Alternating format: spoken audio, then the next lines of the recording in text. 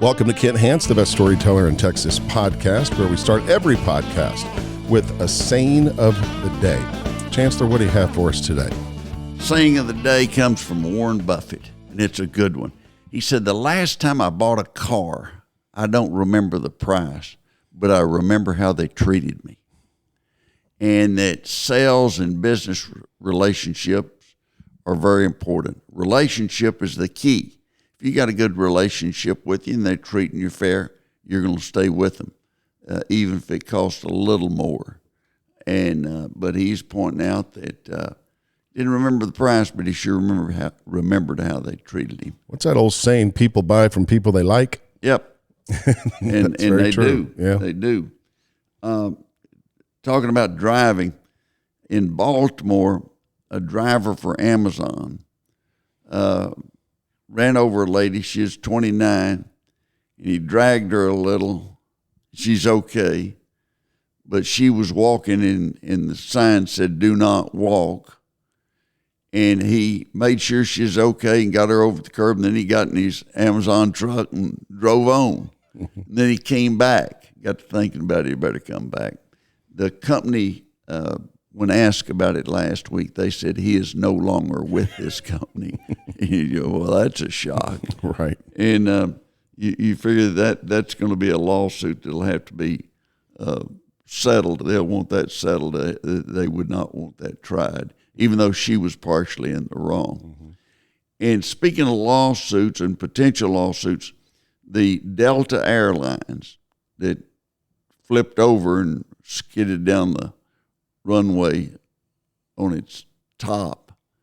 And those Delta had offered everybody $30,000. And that'd be if that's the total settlement, that's a cheap way to get out. Mm-hmm. But I would think they may be saying $30,000 now and then we'll move forward.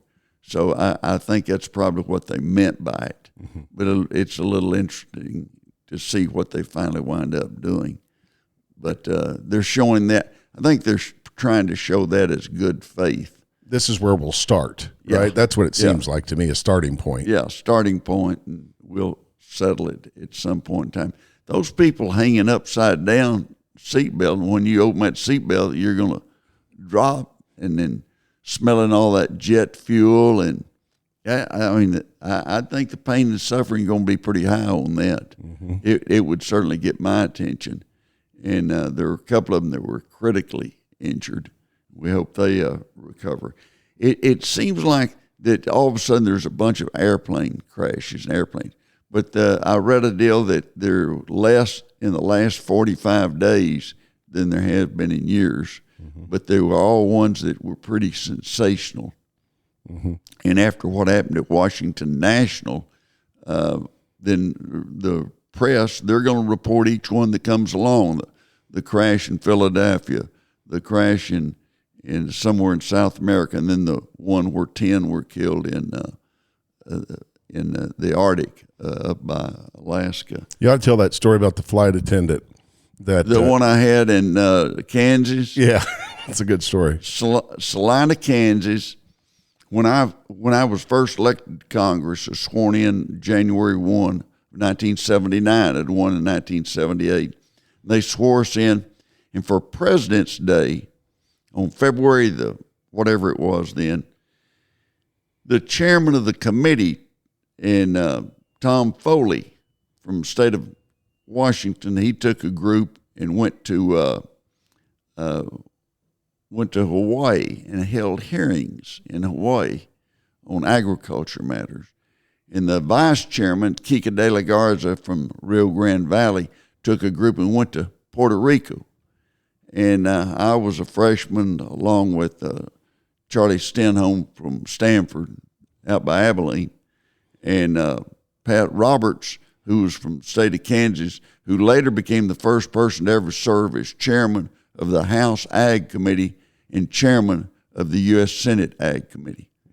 But they sent us to Salina, Kansas to hold hearings in February with a bunch of mad farmers. You know, they were just mad.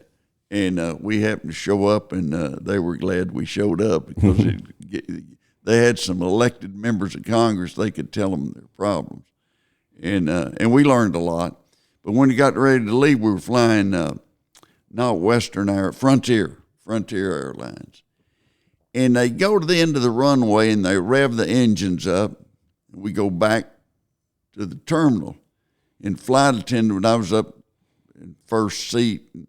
Flight attendant was up there, and I motioned. She came over, and I said, "What happened?" She said, "The captain heard something wrong with one of the engines."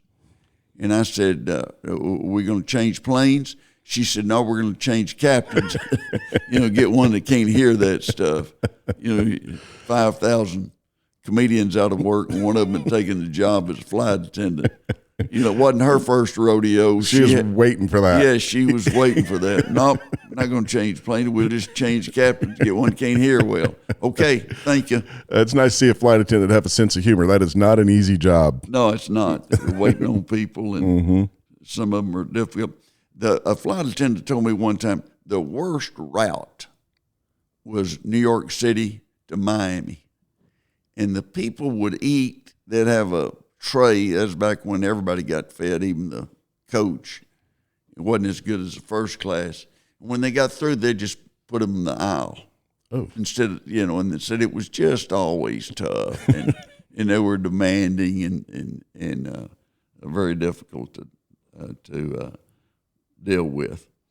One other thing I was going to mention, Hewlett-Packard came out with a deal in Europe that if you call for assistance, if you're having problems, you automatically go on 15-minute standby. The fastest they're going to get to you is 15 minutes.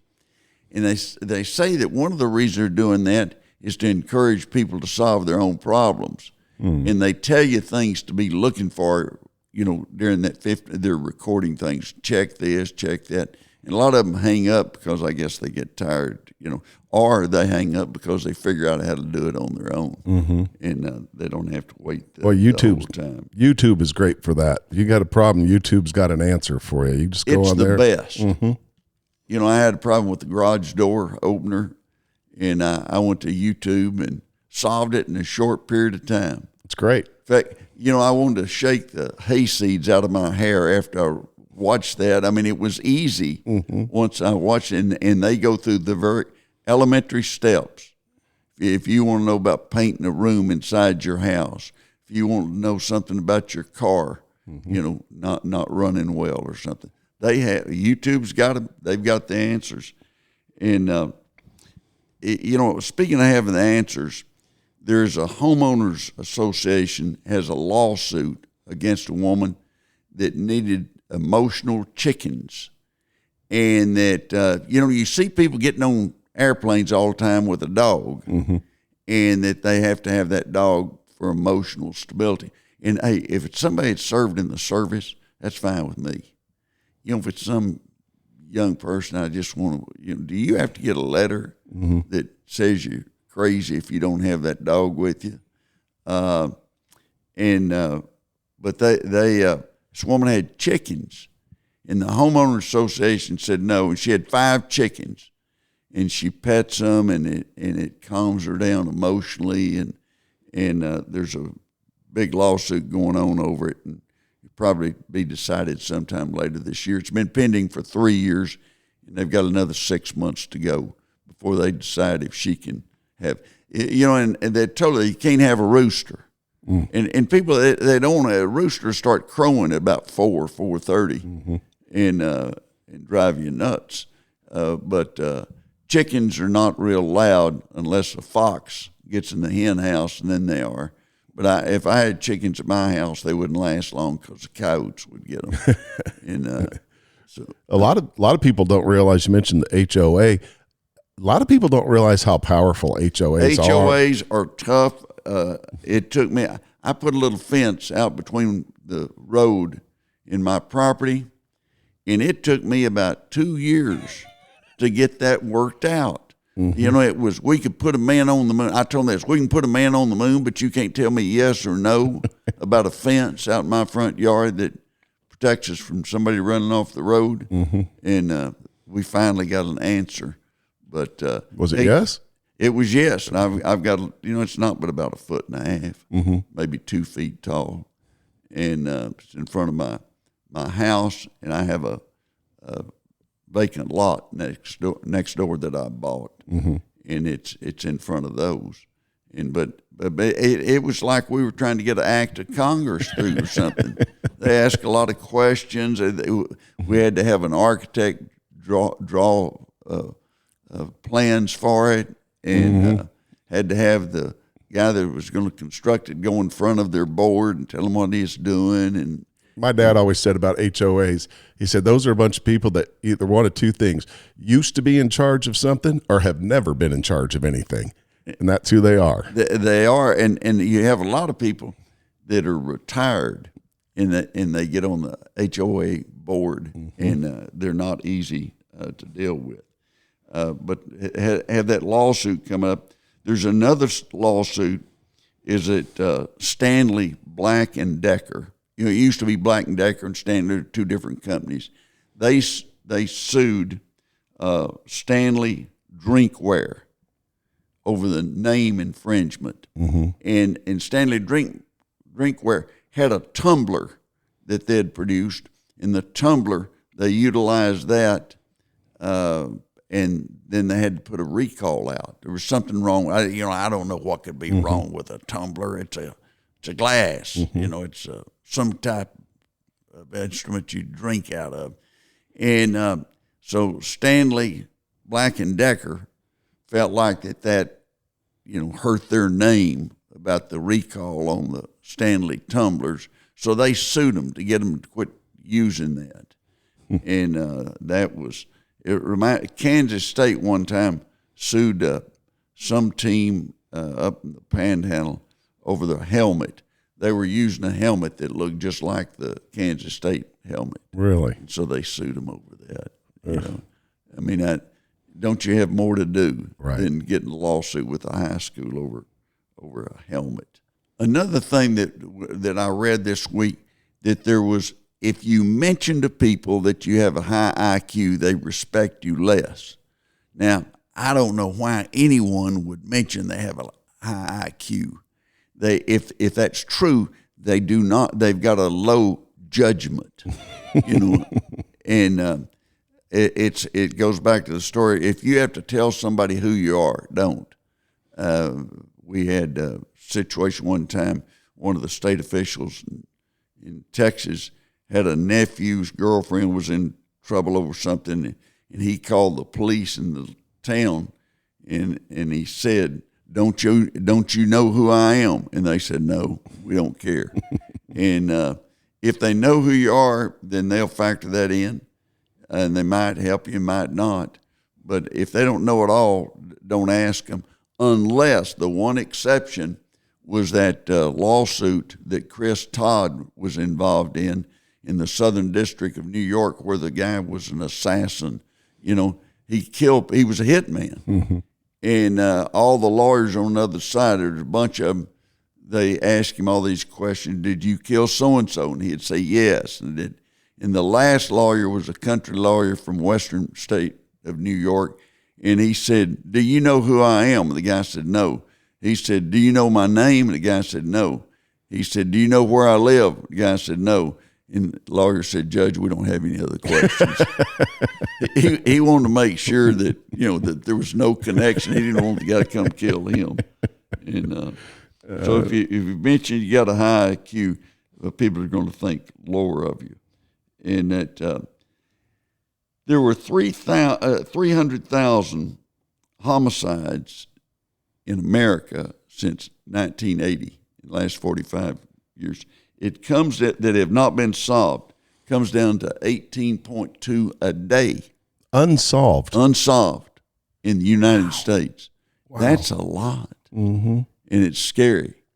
They're changing the law. The Texas Senate, under the Lieutenant Governor's leadership, they're changing the law on bail bonds.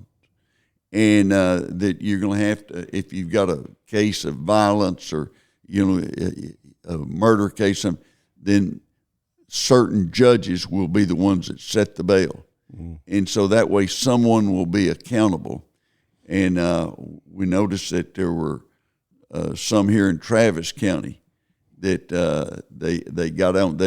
One of them had a bail of $1 million, and they lowered it to $1. You know, that's kind of. Oh, this was just last week. Yeah, it was wasn't last week. Yeah. And they had another one. It was $800,000 was his bail, and they lowered it to $100, I think. But look, that if they were so dangerous, you had to put $800,000 or $1 million on them. They're too dangerous to lower it to $1 or $100. And it's people. Too many people are committing serious crimes while they're out on bail, and that's something that I hope the House passes it, and I feel like they will. That and it puts more pressure on the DAs to move those cases and not let somebody stay in jail for a long period of time.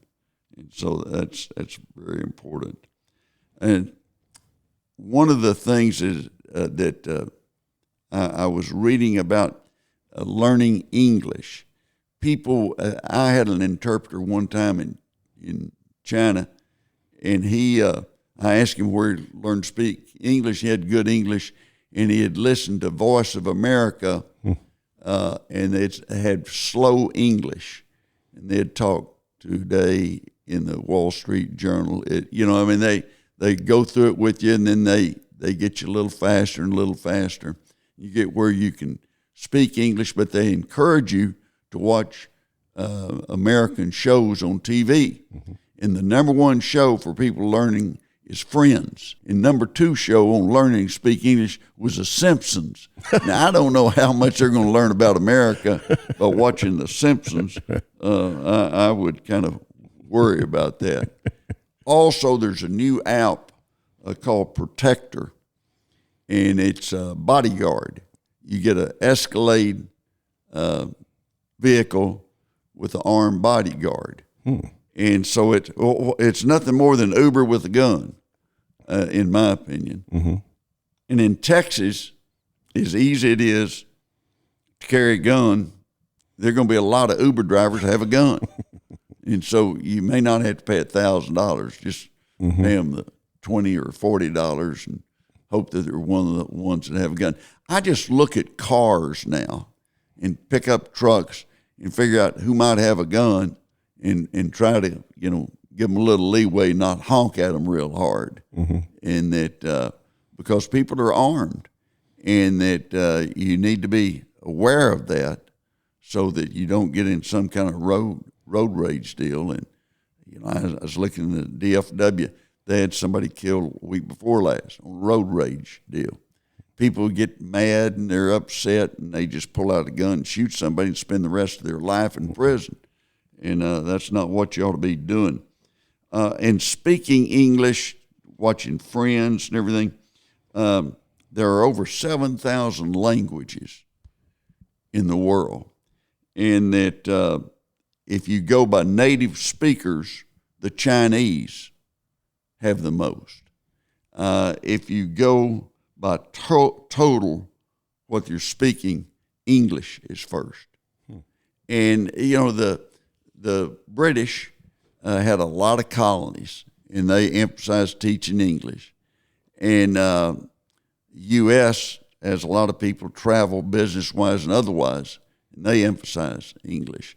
And so if you're going someplace and the language you need to know is English, if you go to Europe, you can throw a rock in any area, and not hurt somebody, I hope. But you can throw a rock in any area, and you can find somebody within where that distance you could throw that can speak English. May not be good, but there's always somebody, in the waiters and waitresses in cafes and hotels, they speak English. Now, in South America, you got to throw the rock a little further. They don't have as many people that have English language, command of the English language, as they do in Europe and other countries. But you've got Europe that they speak, Spanish on native tongue is third, and is second. English is third, but on the most common spoken around the world, it's second after English. You look, you got Spain, you got Mexico, you got South America, you got a lot of people speaking Spanish. French are very low in the top 10. They don't have a lot. And that the Arabic was fourth in the native tongue, but Mandarin Chinese is second after English on the worldwide speech. But if it's native tongue, they're number one because they got so many people. Sure. Always think about the number of people that they have in China. I think Tommy Proto was the football coach at UCLA, and they were getting ready to play Southern Cal, and his starting quarterback was, his first year, and was Gary Beeman, who later went on to win the Heisman Trophy. And he noticed his eyes weren't blinking. He's pretty nervous. He's scared. And he got him over the side and put his arm around him, and he said, "Gary, no matter what happens today, there's 1,300,000,000 people in China that don't care." and then the kid laughed, and they got a victory that day. And but native tongue, most places you go, unless you really get off the beaten trail, you're going to have somebody that can speak the English language. And one other thing about traveling is that when I travel, I'll carry some $100 bills. And I've never, they say we only accept whatever currency is. Mm-hmm. We only accept. You give them $100 bill, and boy, they take it. They don't, they don't ask questions. They don't say, no, you got to go get change. Or in Argentina, when I was down there a couple of years ago, you go get some change for $100. You get, give them an American $100 bill, and you almost have to get a wheelbarrow to carry away all the money that they give you for that $100 bill. And there's an exchange rate, but there's a black market exchange rate. You go up and you get a lot. I still carry with me a $1,000 bill that's not worth $3 or $4. I don't think that I got in Argentina. I asked somebody I'm paying out at a cafe, "Do you want this?" And they'll look at it and they'll go, "How much is that worth?" It's not worth $1,000. I tell you that. A lot of activity. You look at what President Trump's done in the last 30 days. I mean, it's been unbelievable. No president has hit the ground running. And I think the fact that he had 4 years to think about it and 4 years to pick out who he's going to take. And, he hadn't taken, I was just trying to think if he's taken anybody that he had in the cabinet before. I can't think of anyone that he has. But he's gotten some good people that know what they're doing and that they hit the ground running. And then you have the Doge, they hit the ground running, saying that this money is wasted. They went to USAID, and they couldn't have gone to an agency, and I think they realized this, that would have misspent money as badly as they did. I still go back to $8 million for Politico. And they said, well, that was just so people have subscription.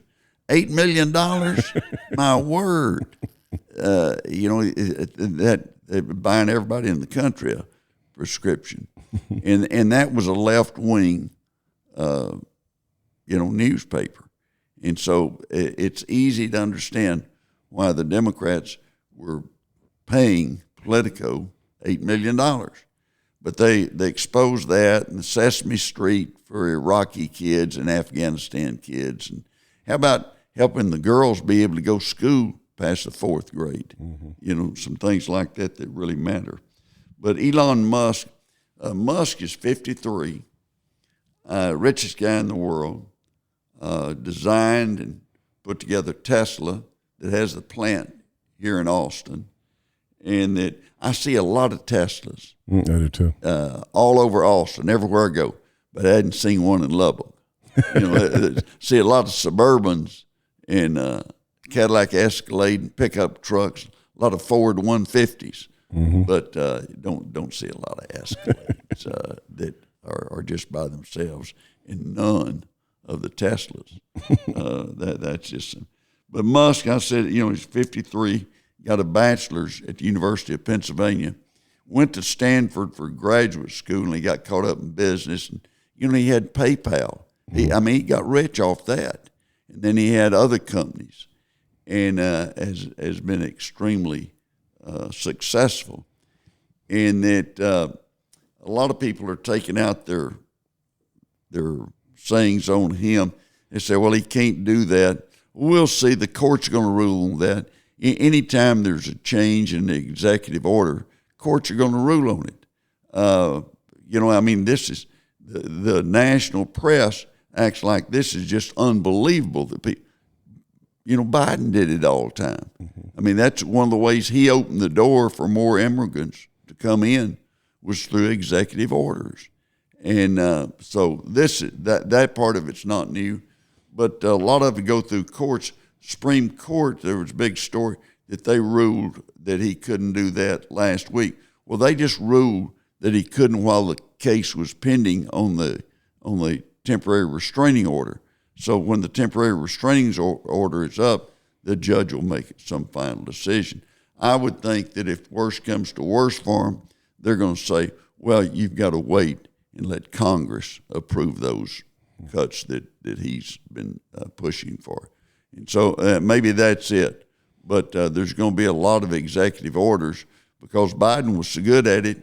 I think Trump sitting around watching and thought, well, I'll do that. And he had a lot of the executive orders just repealed, the things that Biden had done. And Time Magazine in 2021, they named Elon Musk the man of the year. But as he got involved in politics helping Trump, they don't mention him anymore. and I think back, CNN had the 100 most powerful people in the world. And they had Dr. Ben Carson as one of them. And then later he decided to run for president as a Republican. Boy, his name was dropped. That was it. And so they dropped him by the wayside. Saying of the day, Warren Buffett said, I don't remember the price of the last car I bought, but I remember how they treated me. Those relationships are very important. If you have good ones with people, you're going to do better business.